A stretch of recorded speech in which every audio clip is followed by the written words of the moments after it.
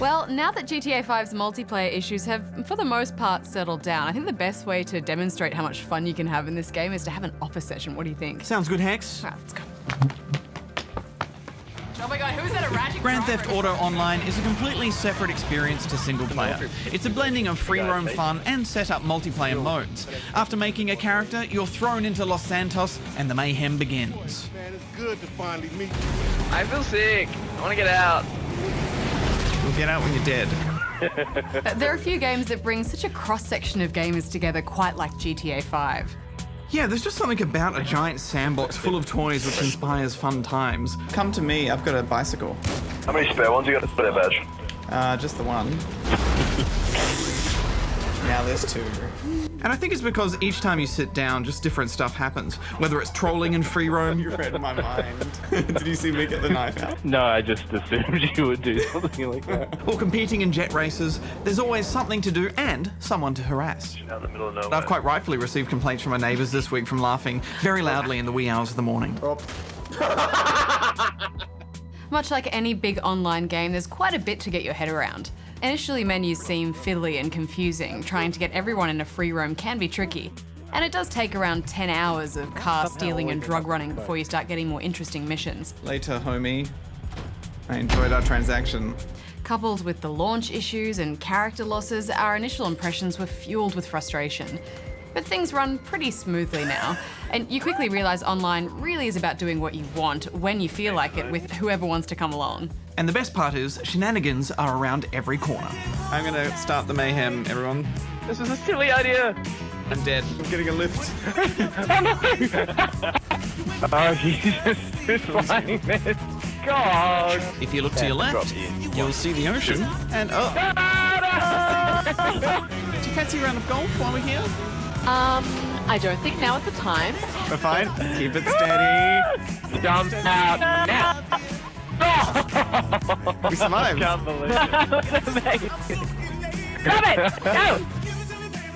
Full of helium. That hurt you at all? In the GTA 5 timeline, the online is set before the single-player story campaign, but the world is pretty much open to you from the get-go. As you level up, you'll start to be introduced to various characters with missions, earning cash, unlocking weapons, and eventually buying a house and cars to go with it. But you can also just jump into random events. You can even invite your friends to come along and chill in your pad. Nice pad, man. Nice pad. Which is a cool idea in theory, but you'll probably only do it once. Oh, it's Kitty Hawk. There's an interesting variety of emotes, but the only one anyone ever uses is the jerk. It's so gross, and yet I can't help but laugh every time I see someone doing it. It's that flick at the end. It is so juvenile, but my face is still sore from laughing at it. I found it especially funny in the racing lobby menus. But back to the game. I love the sense of ownership that you have over your first car. It costs you money if it gets damaged or destroyed, and that annoyed me at first. And in free roam, if you grab another car, then the cops will just engage you the moment they see you, because it's stolen. But over time, I grew to quite like this idea, and the thought of buying a garage and building up a collection of cars. And I did enjoy damaging and blowing up friends' cars, even if it did mean I had to pay their insurance costs. Why don't you come check out your car? That's, nice. I didn't know you had flame decals on it. Oh, there it goes. And I'm out of it. When you get a job, that's when it's time to pull in your friends, and it's where the invite system really shines.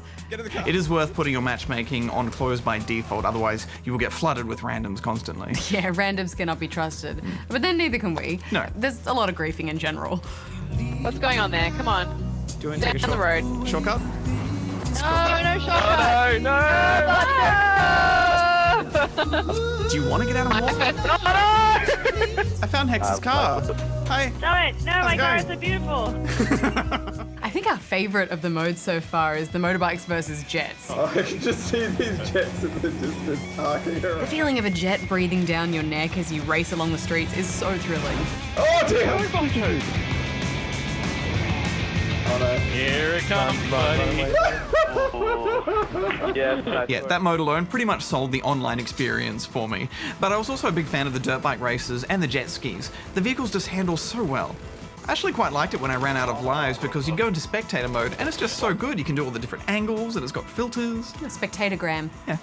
I was also a big fan of the missions where teams needed to hunt down an objective, such as a suitcase or a truck somewhere in the city. It's tug-of-war chaos as each team tries to steal it back from each other.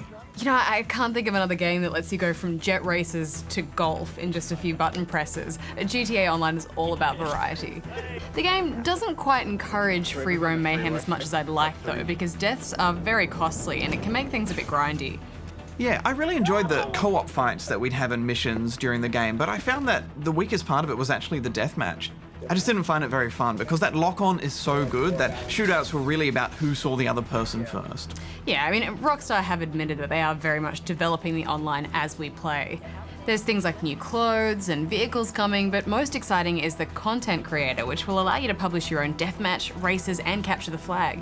There's also a heist board coming for your apartment and more complex heists to go with it, of course. I'm excited to see where they can go from here. Yeah, me too. And, you know, they say the incoming cash microtransactions won't be a pay-to-win model, but I think we're going to hold off on judgment until we see that in action. Badger, the more I played this, the more I was impressed by the ambitious task Rockstar has set for themselves with GTA Online. And it's all mostly hitting the mark. I think there is a lot of potential for this to really deliver some memorable experiences over the long term. But look, we're not going to score the online because we've already given our double 10 vote to GTA 5 as a whole, and online really is just icing on the cake. Oh, it's not going well. And Hex, every time I log into this game, I snob out for a bit at the lack of anti-aliasing and the jaggies, and then after about 10 minutes, I forget because it's just so beautiful.